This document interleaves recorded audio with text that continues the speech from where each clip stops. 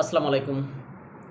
আজকে আমরা আলোচনা করব আমাদের বাংলাদেশের যে সমস্ত সমসাময়িক ঘটনাগুলো আছে ওগুলা নিয়ে। বাংলাদেশের সমসাময়িক ঘটনাগুলোর ভিতরে প্রধানতম ঘটনা ছিল যেটা এই যেই জবের ছাত্রছাত্রীরা তাদের যে যৌক্তিক দাবিগুলো নিয়ে আন্দোলন করছেন ওই বিষয়টা আসলে আজকে সরকারের পক্ষ থেকে মেনে নেওয়া হয়েছে। এই জন্য সরকারকে আসলে আমরা একটা ধন্যবাদ দিতেই পারি, এটা সরকার পাইতে পারে। তবে এখানে সরকারকে আবার আমরা মানে আমাদের প্রশ্ন বানায় জর্জরিত করে ফেলাইতে পারি, যেটা হয়েছে যা এই যে ছাত্রদের একটা দাবি ছিল যে যেই সমস্ত পুলিশ প্রশাসন গত 14 তারিখে বা 13-14 তারিখের দিকে যে ছাত্রদের যৌক্তিক দাবির উপরে তারা যেন হামলা করছে বা এখানে তাদেরকে লাঠিপেটা করছে, ওইটার সুষ্ঠু তদন্ত এবং বিচারের জন্য ছাত্ররা দাবি করছিল।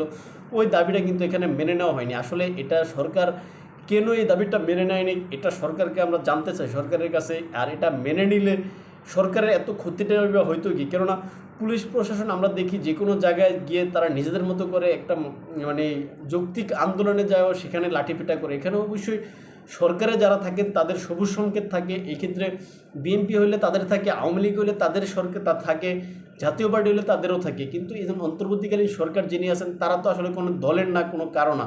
সুতরাং তারা কেন এই সমস্ত কার্যগুলো বা এই সমস্ত বিষয়গুলো মেনে নেবেন এবং এটার কেন বিচার করবেন না বা সুষ্ঠু তদন্ত করবেন না, এটা আমরা জানতে চাই। আমরা চাচ্ছি সরকার এই বিষয়টা সুষ্ঠু তদন্ত করেন।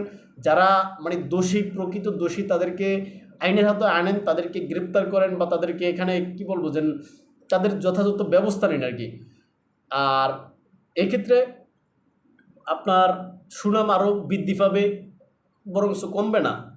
আর আমরা দেখি যে আজকে বিএনপির এক সিনিয়র নেতা বা বিএনপির একাধিক নেতার পক্ষ থেকে বলা হয়েছে যে, এবং বাংলাদেশের বিভিন্ন মিডিয়াগুলো তো আসছে যে এই যে সরকারের প্রায় 8 থেকে 9 মাসের ভিতরে দেশ থেকে প্রায় 9,000 কোটি টাকা পাচার হয়ে গেছে। এখন আমার একটা প্রশ্ন এখানে, এই যে 9,000 কোটি টাকা এতদিন পর্যন্ত বিএনপি সরকার থাকলে তারা পাচার করে আমরা জানি, আওয়ামী লীগ সরকার থাকলে তারা পাচার করে, জাতীয় পার্টির সরকার থাকলে তারা পাচার করে। আর এই বিষয়টা দেখাই এই মূলা জুলাই অন্তর্বর্তীকালীন সরকারে যারা আসছেন তারা তো এখানে সাধু সাজতে চাইছেন। তাদের তো উচিত ছিল ওই সাধু অবস্থায় থাকা, কেননা তাদের আমলে তারা কোনো রাজনৈতিক দলের না, তারা কোনো রাজনৈতিক পক্ষের না, তারা নিরপেক্ষ হিসাবে আছেন অন্তর্বর্তীকালীন সরকারে যারা আছেন। এখন তাদের সময় এই যে 9,000 কোটি 90,000 কোটি টাকা দেশ থেকে পাচার হয়ে গেল, এই টাকা কারা পাচার করলো, কিভাবে করলো, সরকার কি দেখে না, না দেখেও চুপ করে রয়েছে? কেননা তাদের সমর্থিত গোষ্ঠী ছাড়া তো বর্তমানে এমন কেউ নাই যে টাকা পাচার করবে। কেননা আপনি দেখেন বর্তমানে আওয়ামী লীগ যারা করে তারা তো নিজেরা আওয়ামী লীগ করে এই বিষয়টা পরিচয় দিতে পারে না, এমনকি এটা নিষেধাজ্ঞাও আছে তাদের প্রতি, তারা পরিচয় দিতে পারবে না আর কি।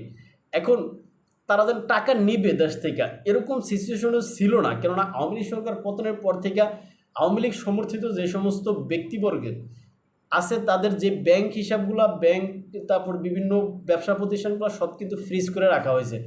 সুতরাং তারা টাকা নেওয়ার প্রশ্ন আসে না। আসি বিএনপির প্রশ্নে। বিএনপি তো আসলে ওরকম সুবিধাজনক অবস্থানে নাই যে এত টাকা এত দ্রুত সময়ে এখানে থেকে বিএনপি পাচার করবে। কেননা বিএনপির যারা আছে তারা সরকারের সাথে আসলে তাদের একটা মনমালিন্য চলতেছে। তাই যদি বিএনপি সমর্থিত কেউ নিত তাহলে সরকার কিন্তু এটা ডাকডোল পিটায় কিন্তু এটা জনসম্মুখে নিয়ে আসতো। তাহলে বাকি থাকলো কারা?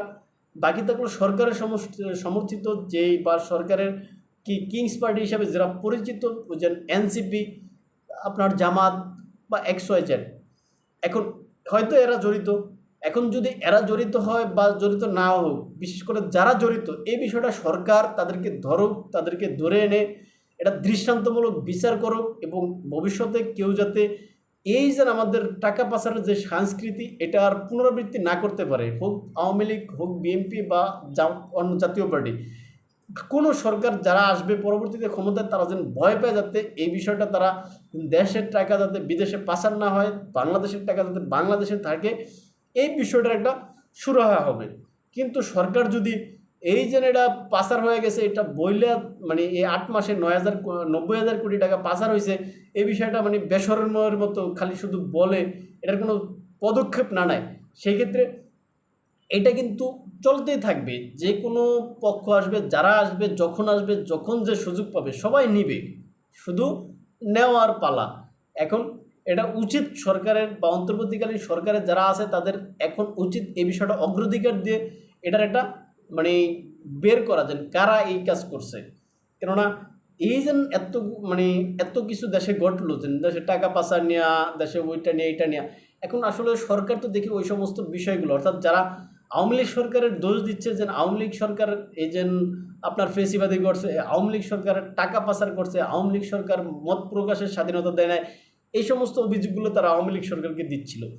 এখন এই যে বর্তমানে আমরা দেখতেছি কি যে অন্তর্বর্তীকালীন সরকারে যারা আছেন তারাও তো একটা পক্ষকে, বিশেষ করে যেন এখন আওয়ামী লীগের কথা বললে হয়তো তারা অ্যাকশনে যাবে, তাদেরকে অর্থাৎ আওয়ামী লীগ সমর্থিত যারা আছে তাদেরকে কথা বলতে দিচ্ছে না, তারা মিছিল মিটিং করতে পারতেছে না, এমনকি তাদের দলের কোনো কার্যক্রম নাই, তাদেরকে নিষেধাজ্ঞার আওতায় আনছে। এখন এখানে আপনি যে বাংলাদেশে প্রায় এখনও প্রায় 30-35% জনগণ বা পাবলিক আওয়ামী লীগ করে। এখন এই যে এত বিশাল সংখ্যক একটা জনগণকে আপনি মানে নিষেধাজ্ঞা দিয়ে রাখছেন, এখন এটা কি আসলে আপনি কি মত প্রকাশের স্বাধীনতা দিচ্ছেন? প্রশ্ন আপনার কাছে দেন নাই। এখন আপনি তো বলছেন যে আওয়ামী লীগ সরকার মত প্রকাশের স্বাধীনতা দেয় নাই, কিন্তু আওয়ামী লীগ সরকার এইভাবে তো কারোর উপরে নিষেধাজ্ঞা দিছে বলতে আমি শুনিনি অন্তত। তারপরে যে গিয়া আপনারা এই যে আওয়ামী লীগ সরকার টাকা পাচার করছে, একটা সরকার 15-16 বছর ক্ষমতায় ছিল, তাদের টাকা পাচার হইতে পারে, এটা আমাদের এর পূর্বে যারা বিএনপি ছিল বা আবার এর পূর্বে আওয়ামী লীগ ছিল সব আমলে হয়ে আসছে কম বেশি পাচার। এখন আপনারা তো আসলে ভাই সাধু সাজছিলেন, আপনাদের সময়ে টাকা পাচার হওয়ার তো কথা না। এখন এই যে 9,000 কোটি আর 90,000 কোটি টাকা, এই যে টাকাটা পাচার হয়েছে, এই টাকাটা কেন পাচার হইলো? কেননা আপনারা তো এটার সাথে জড়িত থাকবেন না, আপনাদের কথা বা প্রতিশ্রুতি তো এটা ছিল। সুতরাং এই বিষয়টা জনগণের সামনে ক্লিয়ার করুন, জনগণের সামনে প্রকাশ করুন, তাদের নাম পরিচয় সহ সব কিছু সহ প্রচার করুন, তাদেরকে আমরা সামাজিকভাবে বয়কট করি, যাতে তারা ভবিষ্যতে এই কাজগুলো করতে সাহস না পায়। আর যদি আপনারা জড়িত থাকেন তাও বলে দেন যে আসলে এখানে যারা জড়িত, তাদের বিচার আমরা করতে পারতেছি না, এইভাবে আপনারা বলে দেন।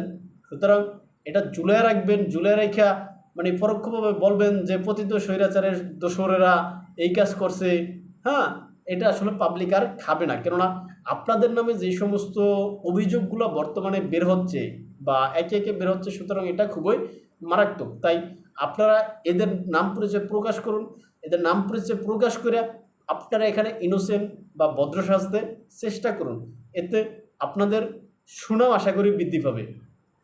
তাই ভালো থাকবেন, দেখা হবে অন্য কোনো ভিডিওতে অন্য কোনো বিষয়ে। আসসালামু আলাইকুম।